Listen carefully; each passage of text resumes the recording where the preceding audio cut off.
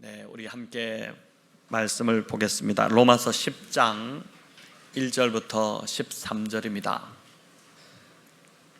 로마서가 아직 끝나지 않았습니다. 지난주 9장을 끝내고 나니까 한 분이 나갈 때 로마서 하신다고 수고 많으셨습니다 이렇게 인사하셨는데 아직 끝나지 않았습니다.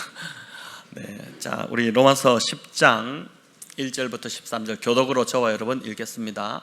형제들아, 내 마음에 원하는 바와 하나님께 구하는 바는 이스라엘을 위함이니 곧 그들로 구원을 받게 함이라.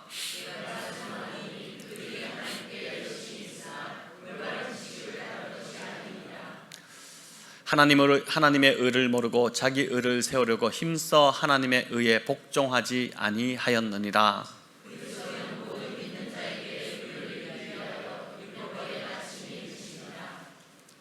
모세가 기록하되 율법으로 말미암는 의를 행하는 사람은 그 의로 살리라 하였거니와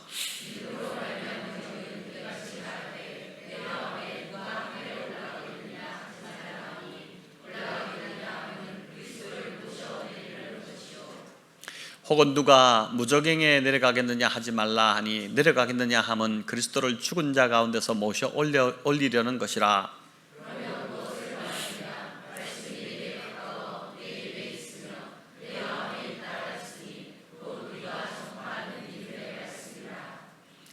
네가 만일 네 입으로 예수를 주로 시인하며 또 하나님께서 그를 죽은 자 가운데서 살리신 것을 네 마음에 믿으면 구원을 받으리라.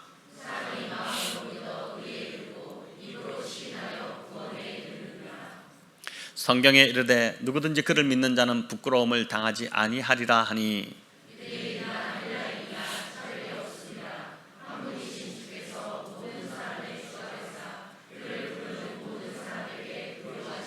함께 읽겠습니다.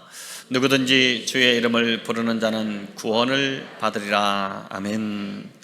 네, 주의 이름을 부르는 자, 이 제목으로 10장의 전반부를 가지고 함께 은혜를 나누고자 합니다. 여러분, 로마서 9장에서 한 사람이 구원받는 일은 전적으로 하나님의 선택과 예정하심을 통해 이루어진다는 것을 우리가 들었습니다. 저와 여러분이 구원받고 지금 하나님의 자녀가 되어 오늘 이 자리에서 예배드리고 있는 것도 우리가 뭔가 잘났거나 또는 자격이 있어서거나 또는 공로가 또 업적이 있어서가 아니라 전적으로 하나님의 은혜로 우리를 택하시고 구원해 주셨기 때문이라고 믿습니다. 또 하나님의 뜻은 아무도 멸망하지 않고 다 회개에 이르기를 원하는 것이고 심지어 하나님은 악인이 죽는 것조차도 결코 기뻐하지 않으신다라고 이제 말씀하셨습니다. 그 악인도 하나님이 만드신 피조물이기 때문에 예수님을 믿고 회개하여 돌이켜 구원받기를 간절히 원하시는 것, 그게 하나님의 뜻이라고 했습니다. 그래서 9장의 핵심 구절은 22절이라고 말씀드렸는데 우리 다시 한번 읽어볼까요? 만일 하나님이 그의 진노를 보이시고 그의 능력을 알게 하고자 하사 멸하기로 준비된 진노의 그릇을 오래 참으심으로 관용하시고. 아멘. 여기 이 말씀대로 하나님은 멸하기로 준비된 진노의 그릇이라 할지라도 이제 오래 참고 관용하심으로 그가 돌아오기를 간절히 바라신다는 것입니다. 누가복음 15장에 나오는 그 탕자의 비유에서 예수님이 보여주신 그 탕자의 아버지가 바로 이 하나님이시죠. 집 나가고 뛰쳐나간 아버지 유산을 챙겨나간 그 자식, 완전 방탕한 그 자식이 돌아오기를, 아버지는 문을 열어놓고 늘 먼 것을 바라보며 이제 아들이 돌아오기를 기다리셨던 그 아버지와 같은 모습, 그 모습이 우리 하나님 아버지의 모습이라는 것입니다. 그래서 우리의 믿지 않는 가족과 지인들이 여전히 소망이 있다고 말씀드렸습니다. 하나님은 저와 여러분이 그들을 위해 모세처럼 또 때로는 바울처럼 간절히 중보하기를 원하시고 그들에게 적극적으로 좀 복음을 전하기를, 계속해서 꾸준히 복음을 전하기를 바라신다는 것이죠. 이제 10장은, 바울은 이 10장을 시작하며 다시 한 번 더 동족 이스라엘의 구원을 갈망하고 있습니다. 10장 1절을 우리 읽어볼까요? 형제들아, 내 마음에 원하는 바와 하나님께 구하는 바는 이스라엘을 위함이니 곧 그들로 구원을 받게 함이라. 아멘. 자, 그럼 이스라엘은 왜 이제 구원에서 멀어진 것일까? 왜 바울은 이 구원에서 멀어진 이스라엘이 구원받기를 원할까? 왜 그들이 멀어졌을까? 그 이유를 이제 2절과 3절에서 바울이 이렇게 밝히고 있습니다. 같이 읽겠습니다. 내가 증언하노니 그들이 하나님께 열심히 있으나 올바른 지식을 따른 것이 아니니라. 하나님의 의를 모르고 자기 의를 세우려고 힘써 하나님의 의에 복종하지 아니하였느니라. 여기서 바울이 동족에 대해 증언하는 것이 뭡니까? 여러분, 이들이 하나님께 열심이 없었던 것이 아니죠. 하나님께 열심이 있으나 올바른 지식을 따른 것이 아니고 하나님의 의를 모르고 자기 의를 세우려고 한 것입니다. 이 두 가지 모두 다 최악의 상황입니다. 신앙생활을 이 유대인들처럼 하면 자기도 망하고 주변 사람들도 다 죽입니다. 자신도 괴롭고 주변 사람들은 더 괴롭고 고통을 받게 됩니다. 유대인들은 율법을 지킴으로 얻게 되고 구원을 받는다고 믿었죠. 잘못된 지식이고 잘못된 믿음이었습니다. 바울도 처음에는 이 잘못된 지식을 가지고 열심을 내던 자였습니다. 그러니 예수님이 있는 자들을 핍박하고 잡아들이고 옥에 가두고 죽이기도 하고 이렇게 했지 않습니까? 그러다가 예수님을 만나고 나서 자기가 잘못된 지식으로 열심을 내었다는 것을 깨닫습니다. 사람이 의롭게 되고 구원받는 것이 율법을 지킴으로가 아니라 예수님이 이루신 이 십자가 복음을 믿어서 의롭게 된다는 것을 그가 뒤늦게 이제 깨달은 것이죠. 여러분, 잘못된 지식 또 잘못된 믿음을 가진 자들은 정말 무섭습니다. 오늘날 자살 폭탄 테러를 일으키는 이슬람 극단주의자들이 대표적으로 이제 그런 자들이라고 할 수 있습니다. 그렇게 자살 테러를 하면 자신의 영혼은 천국에서 대단한 보상을 받게 되고 또 이 땅에 남아있는 자신의 가족들도 이제 큰 복을 받게 된다는 잘못된 지식으로 꽉 차 있는 자들입니다. 잘못된 믿음으로 인해 자기도 죽고 이제 다른 사람들도 죽게 만드는 것이죠. 교회 안에서도 이제 바른 복음이 아니라 자기도 모르게 율법주의나 기복신앙 또 번영복음에 물들어 있을 수 있습니다. 내가 율법적인지 아닌지를 어떻게 알 수 있을까요? 여러분, 내가 율법적인 사람인지 아닌지를 알 수 있는 기준을 하나 말한다면은 다른 사람을 바라볼 때 내 안에 판단하는 마음, 또 비난하는 마음이 자꾸 많아진다면 율법주의에 가깝습니다. 누구든 한 번쯤은 다 비난하고 판단하겠죠. 그러나 이것이 늘 내 일상이 돼 있다면 그 사람은 굉장히 율법주의에 가까운 사람입니다. 이런 사람은 열심히 봉사하지 않는 사람을 보면 분노가 치밀어 오릅니다. 왜 저 사람은 예배도 저렇게 늘 늦게 오고 헌금 생활도 제대로 하지 않고 늘 봉사할 때마다 빠지는 것인지, 그러면서 저런 사람은 우리 교회에 어울리지 않고 이러면서 이제 속으로 정죄하고 씩씩거리고 사람을 걸러내기 시작합니다. 물론 바울도 로마서 12장 11절에서 이렇게 말씀하죠. 부지런하여 게으르지 말고 열심을 품고 주를 섬기라. 열심을 품고 주를 섬기라. 그래서 이제 우리가 하나님을 섬길 때 부지런히 열심히 섬기는 것이 맞습니다. 하지만 다른 사람이 이제 부지런히 열심을 품고 주를 섬기지 않는 것을 보면서 화가 난다면 그 사람의 열심은 어긋난 열심이고 문제가 있는 것입니다. 이런 사람은 심해지면 오만한 자의 자리에 앉게 됩니다. 자신도 모르게 그 오만한 자의 자리에 앉습니다. 자신이 늘 옳다고 여기고 자신에게 옳은 것이 이제 자신에게 옳은 그것이 온유나 자애, 사랑보다 더 중요해집니다. 심지어 자신에게 옳은 것이 공동체의 유익보다도 더 중요하다고 합니다. 그래서 자기 뜻대로 되지 아니하면 화를 내기 시작하고 분노하기 시작하고 다른 사람을 비방하기 시작하는 그런 사람으로 바뀌어가는 것입니다. 여러분, 그래서 이런 사람은 결국 다른 사람들이 다가갈 수가 없습니다. 무서워가지고 다가갔다가는 무슨 소리 들을까 싶어가지고 다가가지 못하는 현대판 바리새인으로 전락해버리는 것입니다. 다음으로 내가 바른 복음이 아니라 기복신앙이나 번영복음에 사로잡혀 있는지를 어떻게 알 수 있을까요? 교회에 나오는 나의 동기를 잘 살펴보면 알 수 있습니다.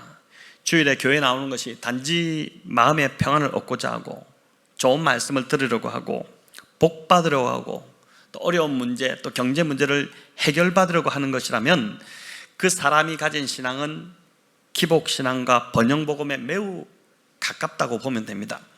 여러분, 올바른 복음인 기독교 신앙은 나 중심이 아닌 철저히 하나님 중심이고 타자 중심적인 타자를 지향합니다. 내가 복을 받고 내가 잘 되는 걸 기뻐하기보다 나를 통해 다른 사람이 복을 받고 다른 사람이 유익하게 되는 것을 보면서 더 기뻐하는 것이 기독교 신앙이고, 그런 사람들이 그리스도인들입니다. 또 기독교 신앙은 말씀을 듣고 그저 은혜만 받고자 하는 신앙이 아닙니다. 말씀에 내 삶을 비추어서 회개하고 결단하여 돌이키는 것이고, 예수님께 내 삶을 드리고 싶어 하는 것, 드리고 싶어지는 것, 그 신앙이 바로 오늘 본문 2절에서 바울이 말하고 있는 올바른 지식을 따르는 신앙이라고 할 수 있는 것입니다. 올바른 지식을 이렇게 따르지 않을 때 자연스럽게 나타나는 열매가 있습니다. 바로 자기 의를 추구하게 된다는 것입니다. 자기가 높아지려고 하고, 자기가 중심이 되려고 하고, 하나님이 아닌 자기가 영광을 취하려고 하고 영광을 받으려고 합니다. 이런 사람은 자기는 헌신하려고 하지 않고 다른 사람에게 헌신을 강요합니다. 자기는 희생하지 않고 다른 사람이 희생하기만을 바랍니다. 그래서 율법적이고 자기 의를 추구하는 자들이 많은 공동체는 이제 따스함이 점점 사라지고 딱딱해지고 굳어지고 차가워지고 재미가 없고 눈치가 보이고 자유가 없어지고 구속받는 것 같은 느낌이 듭니다. 저는 저희 교회 공동체가 이런 공동체가 되지 않도록 우리 성도님들 더 깨어서 기도하고, 잘못된 복음이, 올바른 복음이 아닌 잘못된 복음이 들어오지 않도록 여러분 힘써 싸워 나가야 할 것입니다. 이어 4절은 이렇게 말씀합니다. 우리 읽겠습니다. 그리스도는 모든 믿는 자에게 의를 이루기 위하여 율법의 마침이 되시니라. 예수님이 율법의 마침이 되셨다. 근데 율법의 마침이 되셨다는 것은 예수님이 율법의 시대를 끝내시고 은혜의 시대를 여셨다는 것입니다. 예수님은 모든 믿는 자에게 의를 이루기 위해서 율법의 마침이 되셨습니다. 율법으로 지킴으로 의롭게 되는 것을 끝내시고 예수님이 직접 그들에게 의가 되셨습니다. 물론 5절에서 모세가 말한 것처럼 율법을 다 지키는 사람은 당연히 의롭게 되고 구원을 받게 될 것입니다. 율법을 있는 그대로 율법책에 나오는 모든 율법을 다 지키는 사람은 의롭게 되고 구원을 받게 될 것입니다. 유대인들은 이렇게 주장을 했습니다. 하지만 바울은 뭐라고 합니까? 그런 사람 한 사람이라도 있으면 나와보라고 합니다. 나는 여태껏 그런 사람을 한 사람도 보지 못했다. 율법의 말씀을 100% 다 지키는 사람이 여러분 과연 어디 있을까요? 없습니다. 율법을 다 지키면 구원을 받겠지만 율법을 지킴으로 의롭게 되는 것은 불가능합니다. 그런데 오늘날 모든 종교가 여전히 행위 구원을 추구합니다. 불교도 그렇고 또 이슬람교도 힌두교도 심지어 미신조차도 자기의 노력으로 구원에 이르라고 그렇게 주장합니다. 유대 율법주의와 다를 바가 하나도 없습니다. 여러분, 불교나 힌두교의 이 윤회 사상은 이 땅에서 얼마나 도덕적으로 잘 살았느냐에 따라서 다음 생이 결정됩니다. 행위 구원을 강조하는 것입니다. 미신은 뭘 강조합니까? 치성을 강조하죠. 남편 사업이 잘 안 되면 그건 치성이 부족해서 그런 거다라고 해서 더 많은 치성을 드리려고 하고 더 이른 새벽에 일어나서 빌기를 다 합니다. 늘 부족하다고 느끼게 하고 뭔가를 더 노력해야 한다고 채찍질하게 하는 것, 여러분 바로 이게 이제 율법주의 대표적인 이제 특징인데, 이런 종교 아래에 사는 인생은 늘 고달프고 힘들 수밖에 없습니다. 뭘 안 하고 있으면 불안해지고 뭔가 해야 될 것 같고 그런 것이죠. 여러분, 유대교도 마찬가지였습니다. 율법을 어떻게 다 지킵니까? 하지만 예수님이 가져다 준 복음은 다르죠. 완전 다른 복음입니다. 행위로 구원받는 것이 아니라 예수님이 십자가에서 이루신 복음을 믿음으로, 그걸 받아들임으로 구원받는 것입니다. 6절은 어떻게 구원받는지, 믿음으로 말미암는 의가 무엇인지를 설명해 주는데, 우리 6절 7절 같이 한번 읽어볼까요? 믿음으로 말미암는 의는 이같이 말하되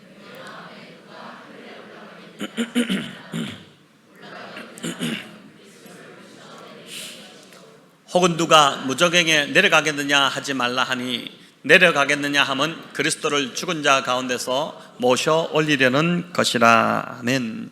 말이 좀 어렵죠. 쉽게 말씀드리면 이런 겁니다. 믿음은 우리가 의롭게 되기 위해서 어떤 일도 할 필요도 없다는 것을 아는 것. 우리가 의롭게 되기 위해서 어떤 일도 할 필요가 없다, 그 사실을 아는 것이 바로 믿음이라는 것입니다. 우리는 방금 이 말씀처럼 하늘로 올라갈 필요가 없습니다. 왜 그럴까요? 왜 우리가 하늘로 올라갈 필요가 없습니까? 예수님께서 이미 하늘에서 우리에게 내려오셨기 때문입니다. 또 우리는 이제 무저갱으로 내려가서 죽음으로써 우리의 죄를 해결할 필요도 없습니다. 왜 그렇습니까? 그리스도께서 이미 우리의 죄를 해결하시기 위해서 죽으셨기 때문입니다. 우리가 죽을 필요 없어요. 주님이 먼저 우리 이미 죽으셨습니다. 우리는 구원을 얻기 위해 아무것도 하지 않아도 된다는 것입니다. 우리가 그렇게 어떤 행위를 통해서 우리가 구원을 얻지 않는다는 것입니다. 이미 예수님이 우리의 구원을 위해 모든 것을 다 이루셨는데, 그 사실을 받아들이고 믿기만 하면 구원을 얻게 된다는 것이죠. 또 6절 7절은 이렇게도 해석할 수 있습니다. 구원은 하늘에 올라가서 별을 따오는 것도 아니고, 또 먼 바다에 나가서 진주를 캐오는 것도 아니라는 것입니다. 누가 하늘에 올라갈 수 있어요?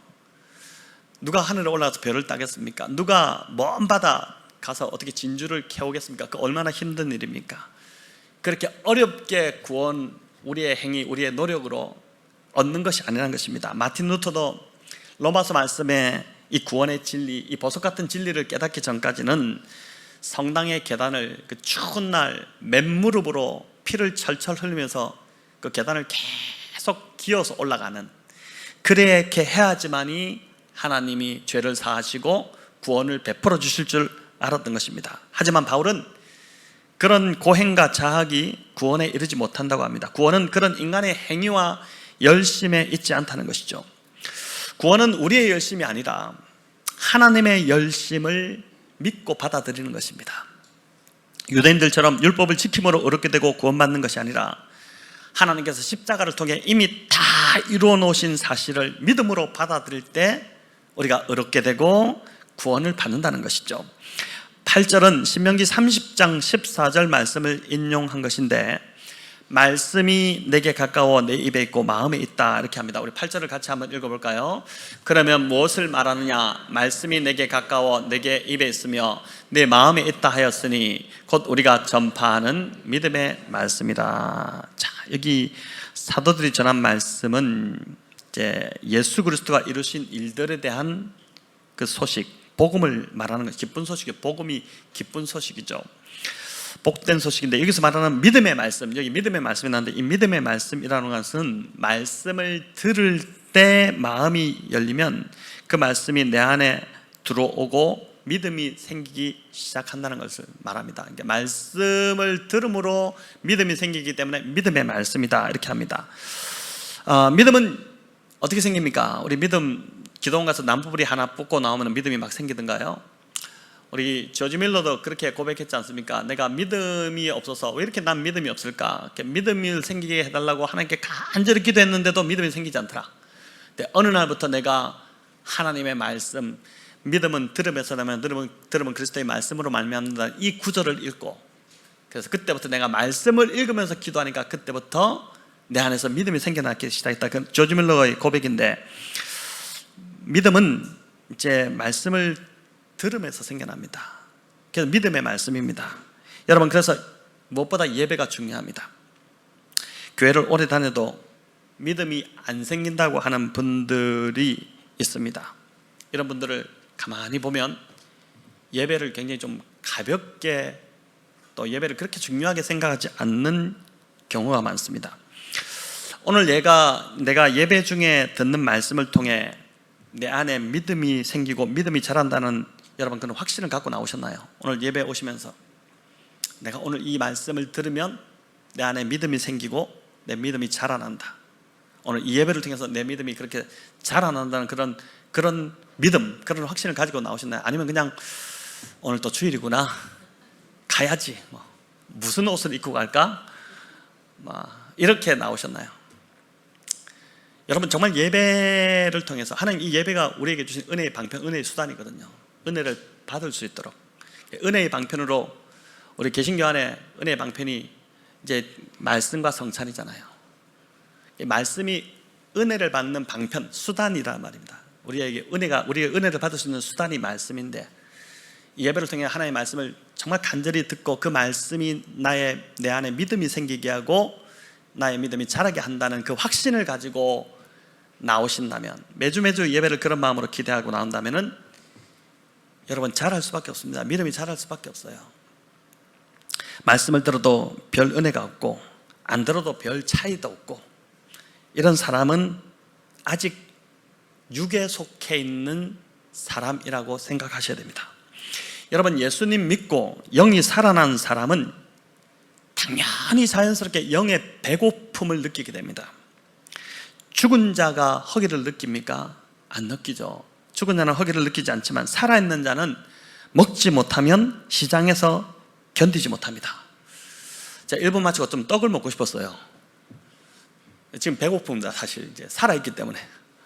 근데 이제 오늘 1부 마치고 또 1부에 한 3주간 나오던 그 한 부부 가정이 또 오늘 이제 등록카드를 쓰고 가셨거든요. 그분들 영접한다고 접견한다고 제가 이제 떡을 먹고 싶었는데 떡을 먹으면서 하지 않으니까 그분들이 드시지 않더라고요. 그래서 저도 이제 못 먹었는데 떡을 못 먹고, 그러니까 지금 배가 고프니까 허기를 느낍니다. 여러분 이게 이제 살아있다는 증거입니다. 마찬가지로 영이 살아있으면 그 말씀에 대한 고품, 말씀이 우리의 양식이잖아요. 말씀에 대한 고품이 일어납니다. 어떤 한 성도님이 목장에서 목장 모임에서 이제 그런 이야기를 나누셨다는데, 아이가 아파가지고 병원을 데리고 가고 아이 열이 안 떨어지고 말하니까 계속 병원을 왔다 갔다 하면서 이제 아이를 좀 회복시키는, 이제 잘 아이를 돌보는 과정 중에서 퍼뜩 든 생각이, 나는 부모로서 이 아이의 육은 이렇게 신경 쓰는데 이 아이의 영은 어느 정도 돌보고 있느냐, 이런 생각이 들어서 하나님 앞에 회개했다, 이런 이야기를 들었는데, 저와 여러분도 썩어질 그 육체만 붙들고 걱정할 것이 아니라 영적인 시장기를 느껴야 합니다. 말씀에 대한 갈급함이 없다면, 요즘 말씀에 대한 갈급함이 사라졌다면 그 심각한 거예요. 영이 지금 죽어 있다는 증거입니다. 말씀에 대한 어떤 기대감도 없고 예배에 대한 기대감이 없다면 여러분 다 제쳐두고 내 영이 좀 살아나게 해달라고 여러분 기도하셔야 돼요. 자, 이렇게 내가 받은 말씀에 은혜가 있으면 그 다음 자연스럽게 나오는 반응이 있습니다. 그게 뭐냐면은 그 말씀의 은혜를 또 다른 사람과 나누고 싶어집니다. 오늘도 우리 이제 양육과정 마치고 받은 은혜를 나누는 그 소감 발표를 이따 예배 마치고 하겠지만은 여러분 이렇게 은혜를 나누고 싶어지는데, 이렇게 되면 자연스럽게 말씀이 내 마음에 있고 입술에 있게 되는 것입니다. 그렇잖아요. 늘 좀 나누고 싶으면은 내 마음에 있는 은혜 받은 것을, 말씀에 은혜 받은 걸 나누고 싶으면 입술에서 늘 말씀이 머물 수밖에 없지 않겠습니까? 그런데 말씀만 내 입술에 있지 않습니다. 복음의 말씀을 듣고 믿음이 생기기 시작하면 입술에서 말씀만 나오는 것이 아니라 찬송이 나오기 시작하고 감사가 나오기 시작합니다. 믿음이 없을 때는 불평과 불만이 내 입술에 가득했는데 말씀이 들어오니까 믿음이 생기고 찬송이 나오고 감사가 나오고 말씀의 은혜를 막 전하고 싶어지고, 여러분 그래서 이게 신앙생활이지 않겠습니까? 그러니까 말씀의 은혜가 그 시작이에요. 말씀으로 은혜 받는 것이 시작입니다. 말씀으로 은혜 받기 시작하면 그때부터 내 입술에서 말씀이 나오기 시작하고 그 말씀을 전하고 싶어지고 그 말씀, 은혜 받은 말씀을 나누고 싶어지고, 그 말씀만 나오는 것이 아니라 찬송도 나오기 시작하고 감사도 나오기 시작하고, 그런 나를 보면서 가족들이 또 변하기 시작하고, 자녀들이 엄마 요즘 노래가 바뀌었네, 유행가 부르더니 이제 찬송가 부르시네, 뭐 이렇게 바뀌기 시작하는 것입니다. 여러분, 이게 진짜 신앙으로 내 삶이 바뀌어가는 모습인 것이죠. 자, 이제 9절은 내 입으로 예수를 주로 시인하며 또 하나님께서 그를 죽은 자 가운데서 살리신 것을 내 마음에 믿으면 구원을 얻는다, 이렇게 하고 있고, 10절은 사람이 마음으로 믿어 의에 이르고 입으로 시인하여 구원에 이른다, 이렇게 합니다. 9절 10절 우리 읽어보겠습니다. 네가 만일 내 입으로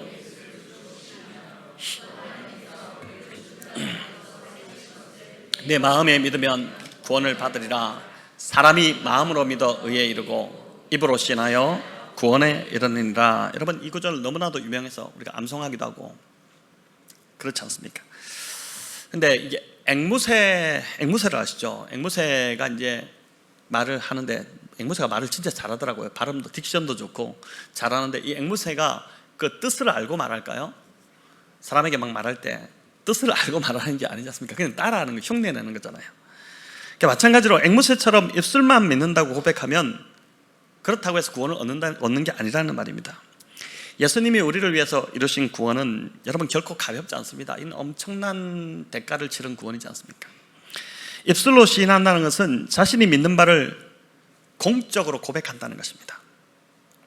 그래서 우리가 이제 다음 주 25일 날도 학습식도 있고 또 유아세례식도 있지만은 그 이제 문답을 하잖아요. 문답도 하고 또 여기서 이제 묻고 본인이 이제 답을 하고 하면서 그 이제 전체 공적으로 내가 예수를 믿기로 하겠다는 고백을 공적으로 고백하는 것이거든요.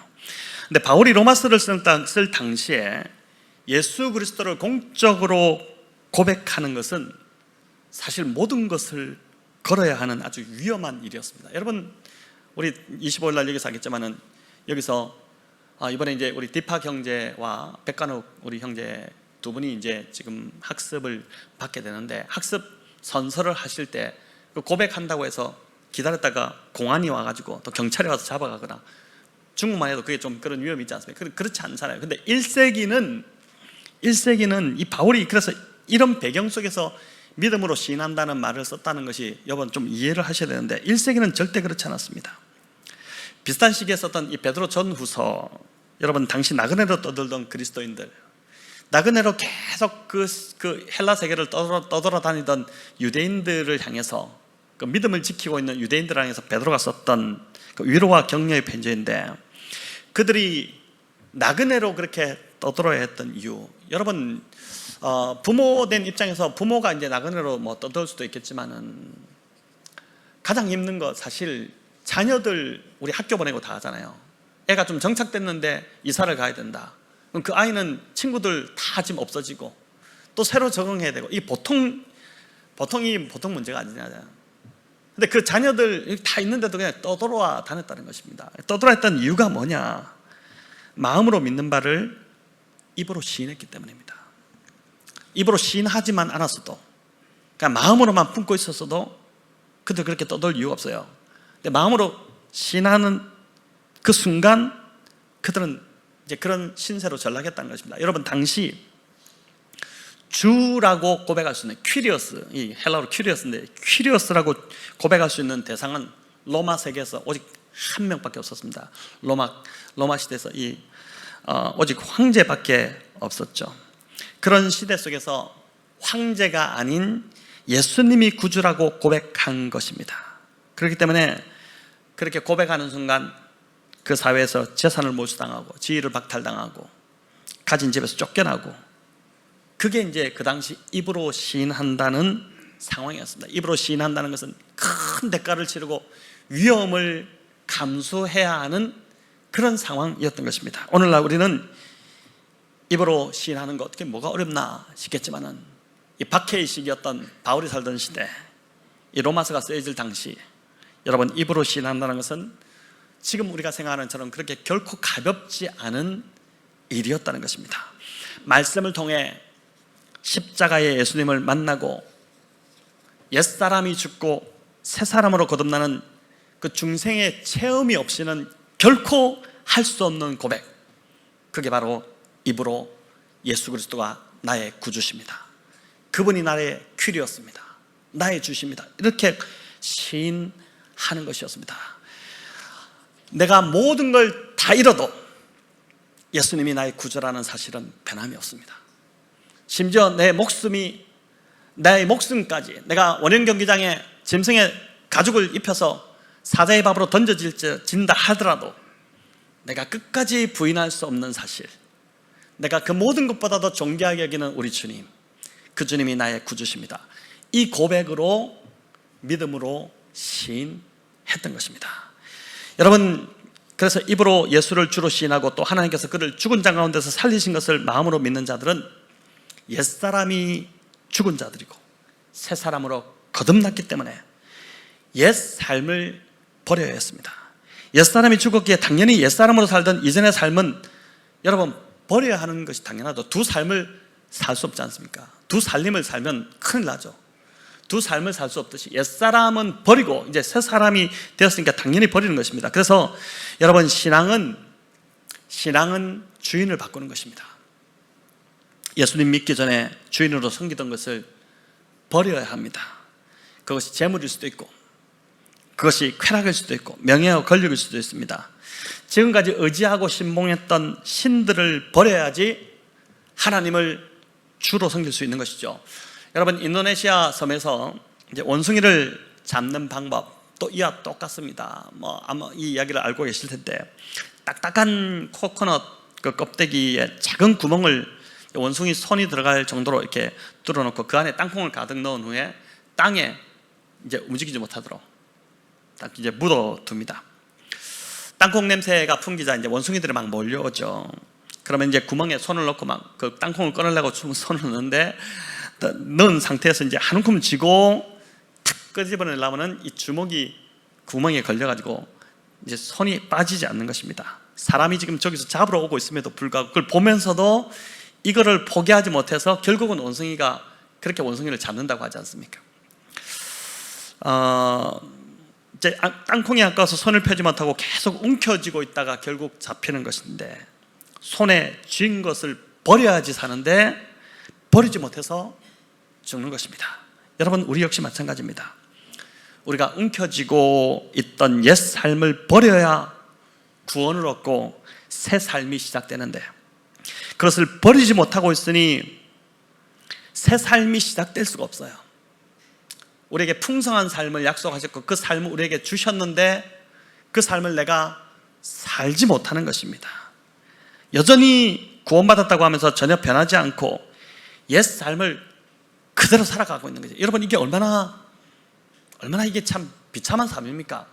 생각해 보세요. 주일날 교회 와서 열심히 예배드리고 손들고 찬양하고 하나님 믿는다고 하면서도 돌아가서는 똑같이 옛 삶을, 변하지 않는 옛 삶을 살고 있으면, 그 삶을 버리지 못하고 그 삶을 그대로 살고 있으면 주일날 나오는 건 뭐고 예수를 믿는다고 말하는 거는 도대체 뭐냐는 것이죠.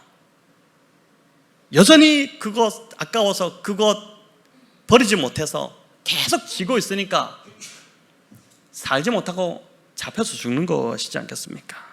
그 옛 삶에 사로잡혀서 그냥 그대로 죽는 것이죠. 여러분, 그건 믿는 것이 아닙니다. 옛사람이 십자가에 못 박혀 죽지 않은 것이고 옛사람이 여전히 살아있는 것입니다.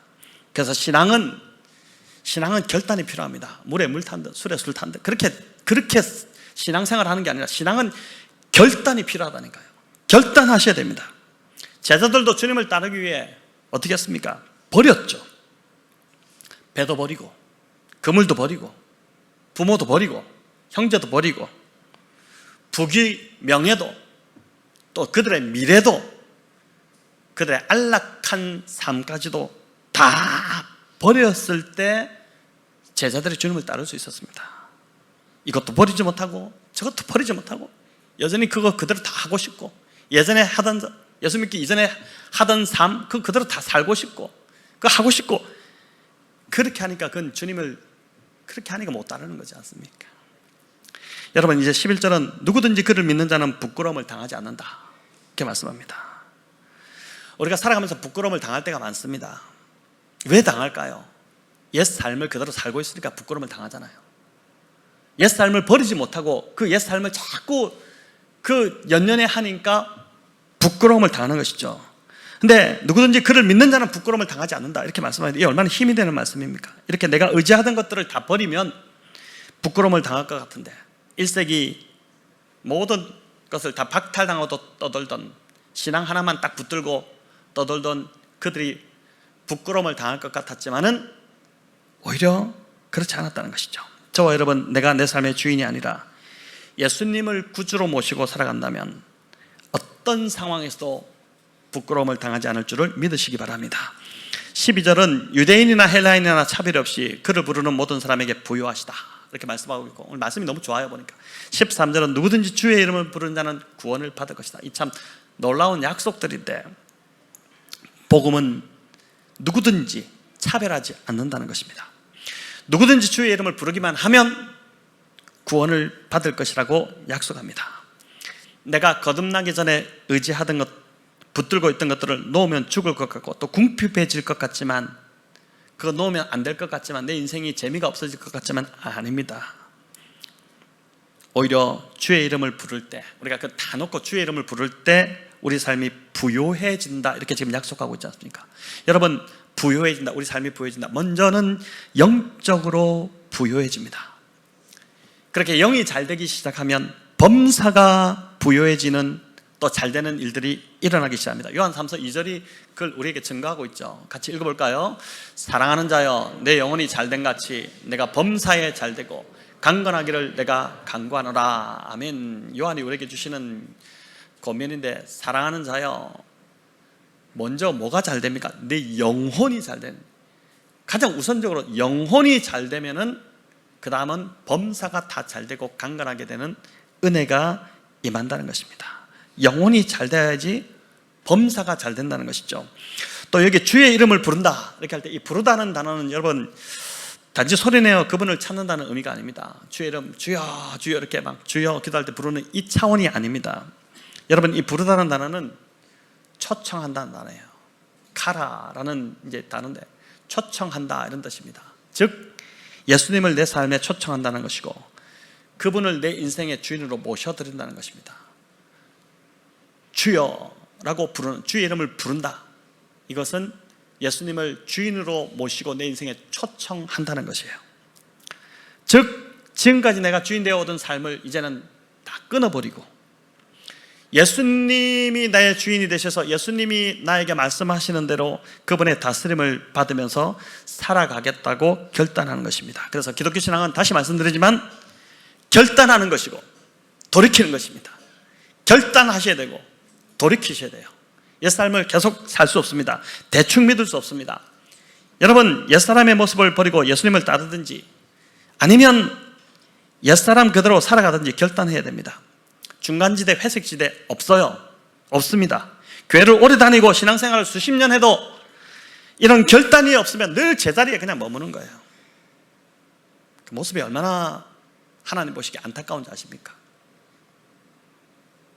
결단하고 돌이키고 끊어내고 새 삶을 시작해야 하는 것입니다. 저는 어젯밤, 어제가 아니군요. 어제 아침에 잠이 깨기 전에 좀 특별한 꿈을 꿨습니다. 제가 이상한 꿈 이야기를 하려고 하는 건 아니고요.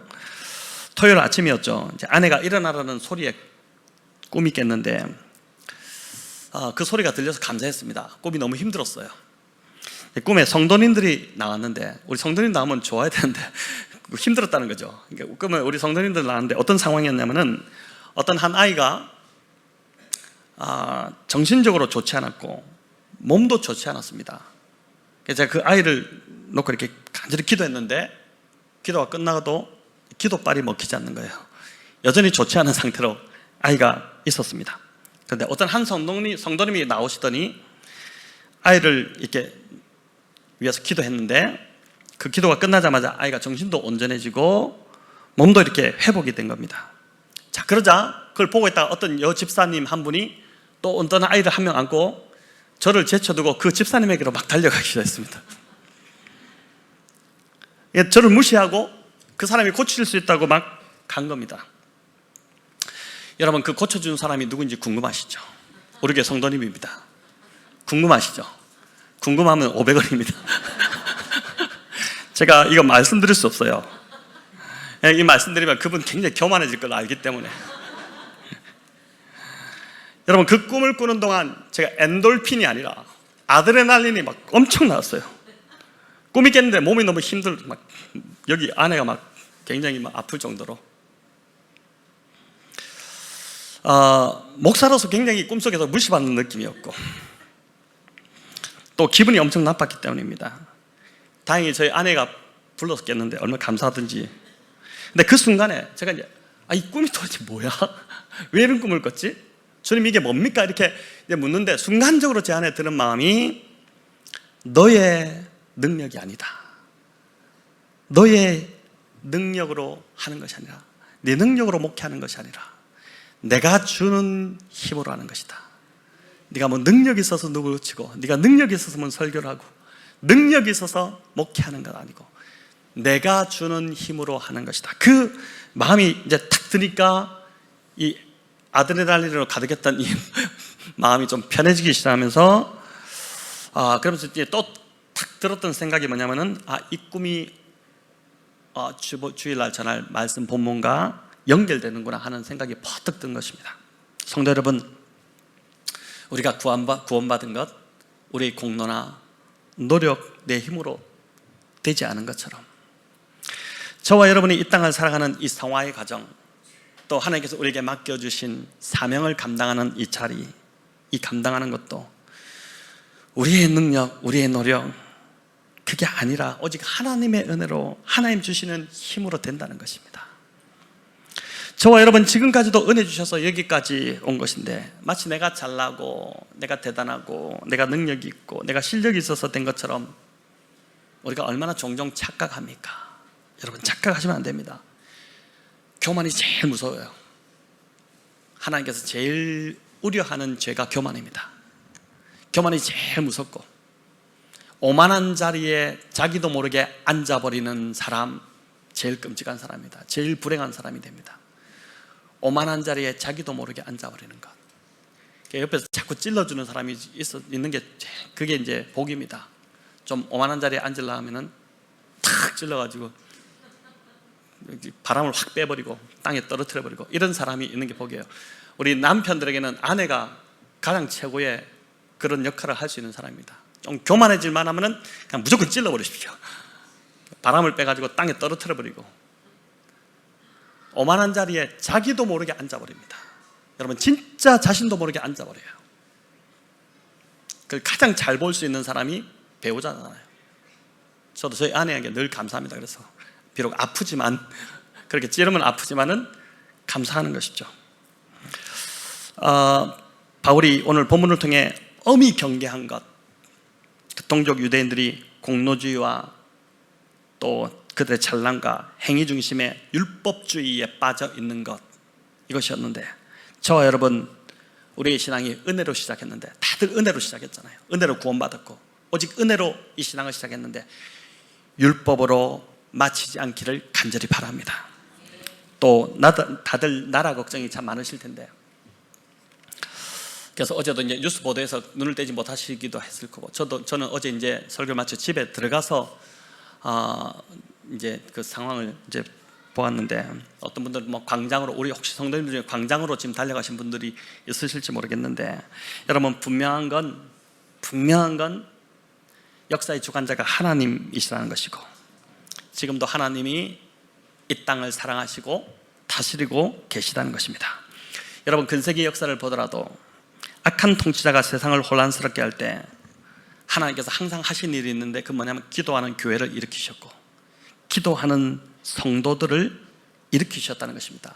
그 성도들의 간절한 기도를 통해 그 악을 선으로 바꿔나가시는, 역사를 바꿔나가시는 그 일들을 행하셨습니다. 여러분, 스코틀랜드의 부흥이 일어났을 때 그 지대한 역할을 했던 잔 낙스를 아실 텐데, 이 잔 낙스가 기도로 유명하잖아요. 잔 낙스의 기도가 얼마나 유명한지, 당시 이제 프로테스탄트 이 개신교도들을 굉장히 핍박하고 박해하고 죽이기까지 하는 그 역할을 했던 피에 메리 여왕, 이 피에 메리가 했던 말이 뭐냐면은, 나는 1만 명의 군대보다 잔 낙스 그 한 사람의 기도가 더 두렵다, 그렇게 이야기했습니다. 그 기도하는 낙수로 인해서 이제 그 정말 이 역사가 바뀌는 일들이 일어났는데, 여러분, 하나님의 사람 한 명이 기도할 때 나라를 구하는 일들이 성경에 참 많이 있고, 그 이야기가 또 기독교 역사에, 우리 역사에 이런 이야기가 많이 있습니다. 그래서 지금은 그 어느 때보다 여러분, 이 땅의 주인 되신 하나님께 이 나라와 민족을 불쌍히 여겨달라고 간절히 기도하고 엎드려야 된다고 믿습니다. 그냥 재미로, 흥미로 막 기사 보는 재미, 막 신난다, 막 탄핵됐다, 뭐 이런 것이 아니라, 여러분, 정말 주님의 무너진 마음, 안타까워하시며 슬퍼하시는 마음, 그런 마음으로 이 나라를 바라보고 그 영혼들을 바라보면서 말로만이 아니라 정말 성도 여러분의 개인의 기도 속에서, 또 교회의 기도 속에서 정말 나라를 위해 애통해하며 기도하는 것. 느헤미야가 무너진 예루살렘 성벽을 소식을 들었을 때 아무도 반응하지 않았는데, 느헤미야 혼자서 잿더미에 올라서 다 옷을 찢으면서 하나님, 이스라엘을 통촉하여 주시옵소서, 이스라엘을 불쌍히 여겨 주시옵소서, 내 나라 이스라엘을 불쌍히 여겨 주시옵소서, 이렇게 기도했던 것처럼 저와 여러분도 바로 이런 기도가, 지금 간절한 기도가 필요한 때라고 믿습니다. 여러분, 이제 말씀을 맺겠습니다. 성도 여러분, 연말 많이 분주하고 정신이 없으실 텐데, 이럴수록 자꾸 내 힘이 들어가죠. 몸에 힘을 쓰려고 하잖아요. 힘을 주려고 하고, 자꾸 바쁘고 급하고 또 연말에 할 것이 많을수록 자꾸 힘을 쓰려고 하는데, 여러분, 이럴수록 기도의 자리로 더 나오셔야 됩니다. 교회의 기도의 자리로, 새벽기도, 또 금요기도의 자리에. 왜냐하면 내가 일하면 하나님이 아무것도 안 하시지만, 내가 기도하면 하나님이 움직이시잖아요. 하나님이 움직이시잖아요. 그래서 여러분, 진짜 제가 지금 한 2주 정도 또 금요기도에 대해 이야기 말씀드렸지만, 교회에 지금 목장을 다시 편성하고 목자님들을 세우고, 또 우리 교사, 또 우리 부장 집사님들 이렇게 세우는 이 과정을 지금 계속 기도하고 있는데, 연말마다 이제 목회자들의 제일 골칫거리가 이겁니다. 사실 쉽지 않아요. 당사자가 한번 되어 보시면은 이게 보통 일이 아니구나 이렇게 아실 텐데, 그래서 이제 저는 계속 새벽마다 부르짖습니다. 도와달라고. 주님 도와주십시오. 주님. 왜냐하면 이 관계의 문제가 있고, 다 또 뭐 이런 문제들이 있기 때문에 한 사람도 마음 상하지 아니하고, 한 사람도 또 이제 문제가 되지 않고, 또 정말 화평한 가운데 또 연말이 마무리되고 새롭게 세워져야 되지 않겠습니까? 그래서 계속 기도하는데, 여러분, 기도하면 하나님께서 이렇게 도와주시고 조금씩 열어주시고 바꾸어주시고 또 사람들의 마음을 바꾸시고, 이런 것들을 지금 경험하고 있습니다. 성도님들, 기도하면 하나님이 도와주신다는 것들을 내 힘으로 하려고 하지 마시고, 오늘 본문에 지금 이야기가 그거잖아요. 이 율법주의의 행위 중심으로 가득 찼던 유대인들처럼 하지 마시고, 하나님 앞에 나와 도와주십시오, 살려주십시오, 하나님 선으로 바꿔주십시오, 이렇게 기도하면 하나님이 선하게 이끌어 주실 것입니다. 이 연말 무엇보다도 더 기도의 자리에서 엎드리시는 우리 모든 성도님들 다 되시기를 우리 주님의 이름으로 축원합니다.